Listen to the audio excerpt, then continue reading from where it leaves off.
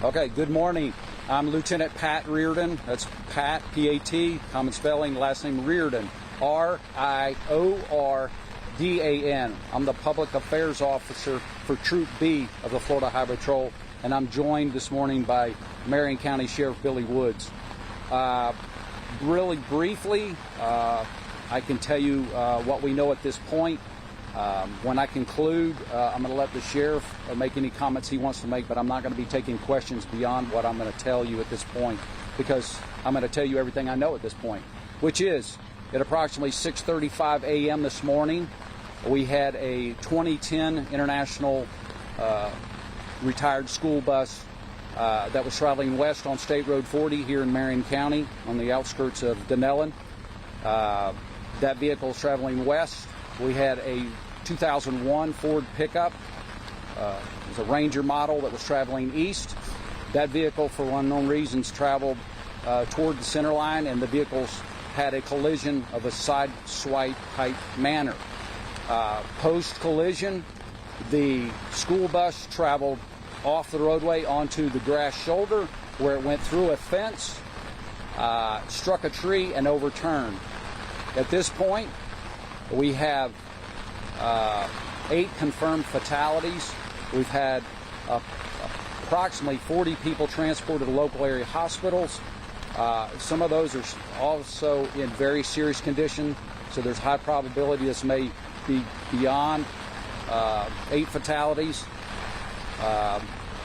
And the driver of the Ford pickup was also transported to the hospital with serious injuries. At this point, we are conducting a massive traffic homicide investigation. We have a full team and then some here on the scene, and our traffic homicide investigation team is some of the best at what they do. This will be a very long and lengthy and thorough investigation. We do not get in a hurry to conclude what happened until we have all the facts. And with that, I can tell you that it's going to be probably 6 months at least before we conclude factually what transpired here today. But that's what I know at this point.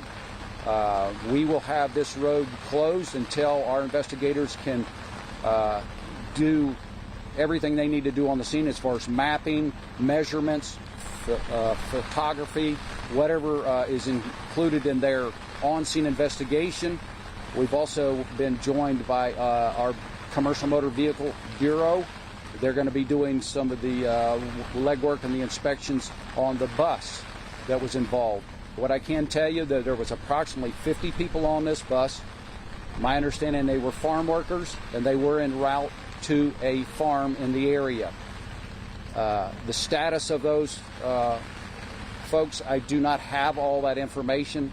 That's as much as I know at this point.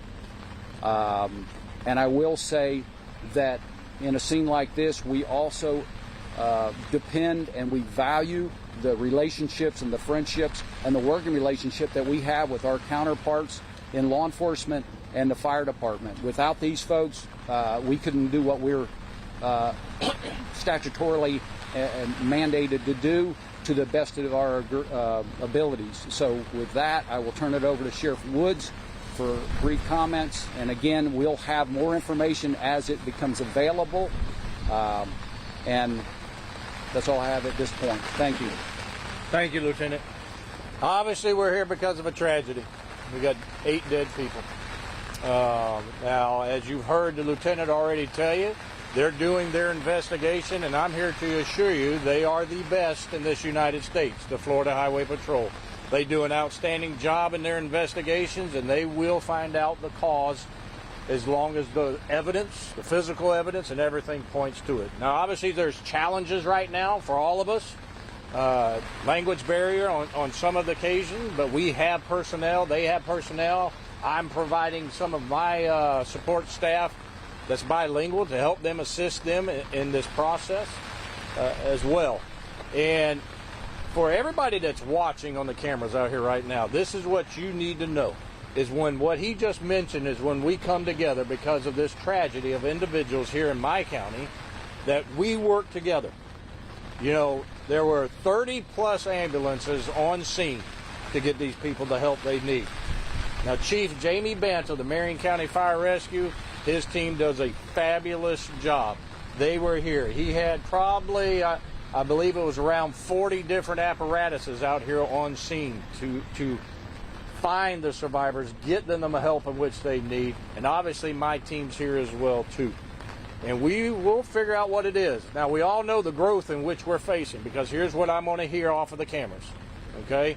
Is I'm going to hear about the growth that's happening here in the state, here in Marion County, the amount of traffic.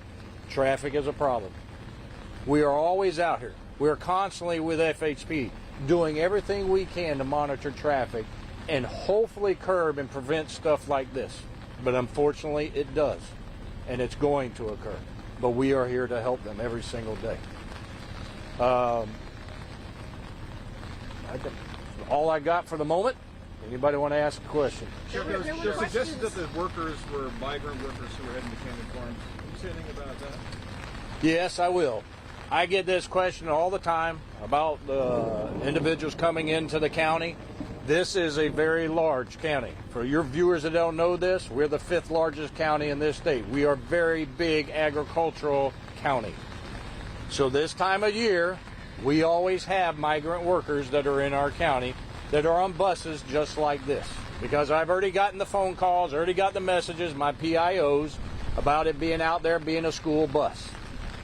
It has nothing to do with the school districts. It's not a bus for it. It is a bus with migrant workers. And it's everything that we know now, everything that we're beginning to see is exactly what it was. Migrant workers here. And that's we're here to help. Yes, ma'am. The other question was whether or not they were documented or undocumented. There's been some confusion. Were these legal workers? I don't want to give you misinformation. Everything that I have been told at this point, they all have what they need to be here. There's no reason for me to be involved with these individuals. They're hard-working individuals, and there's absolutely nothing wrong with them being here. Do we know if the pickup truck was trying to pass the bus or pass another vehicle? We don't know that right now. We ain't got anything. Yes, ma'am. Obviously, it's raining right now. It was a little earlier. So are you looking into weather, or is it believed whether or not that was a factor in this? That's always a factor because of the time of the morning. You know, people claim the sun was in their eyes just because of it. Clear, rain. It's always a factor. And look, I have a little heart for FHP because that was my field when I worked at Ocala Police Department. I worked traffic homicides. That was part of my job, and I understand. So everything that you're asking, weather, yes, it plays a factor. We have to look into it. We have to know if the roads were wet. What other circumstances out here? Was there something else that caused the crash? We don't know right now. Yes, sir. Back behind you. That the migrant workers work for? I don't have that right now. Yes, sir. Sheriff, are you able to say whether you believe that you'll be able to speak with the driver of either vehicle to determine, based on their view of what happened? The drivers are always interviewed. But, now, I don't know where capable of- FHP is at that stage. There's a process, okay? Obviously, the main process right now is getting initial interviews, and then part of the process is collecting all this evidence, okay? And we do have deceased individuals here. So we got to, have respect for the deceased. Let's make that perfectly clear, all right? And also to ensure that we collect all evidence that helps us show what caused the crash. But is, so the driver of either vehicle incapacitated or I don't know. seriously injured? That I do not know. I don't have an answer to that. Obviously, still being worked with. Do we have an age range of maybe the people that were on the bus headed? I do not. No, ma'am. Yes, Were ma'am. there seatbelts on the bus? I do not know. Do we know if there were any outside witnesses besides the people on the bus? Don't know. Sorry. Sheriff, can you say a word for the families of these victims who are undoubtedly getting horrendous news? You know, my heart goes out to them. All right. I've worked many fatalities in my career, and this is the death that you do not expect from your family members.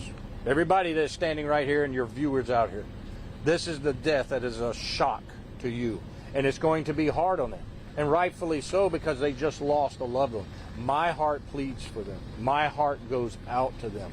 I pray that the good Lord will give them whatever peace that He can to make them through this. And hopefully, and I'm confident, we will have answers for the family to be able to get them closure of why we have this crash today. Have they all been notified? I do not know. All righty. One final question. Yes, ma'am. Reiterate how much of the road is blocked off? Is it 140th to 180th? Yep, 140th to what? 180th. 180th Avenue. Would And they it's a go good to straight. watermelon farm? I don't That's know. what's been reported.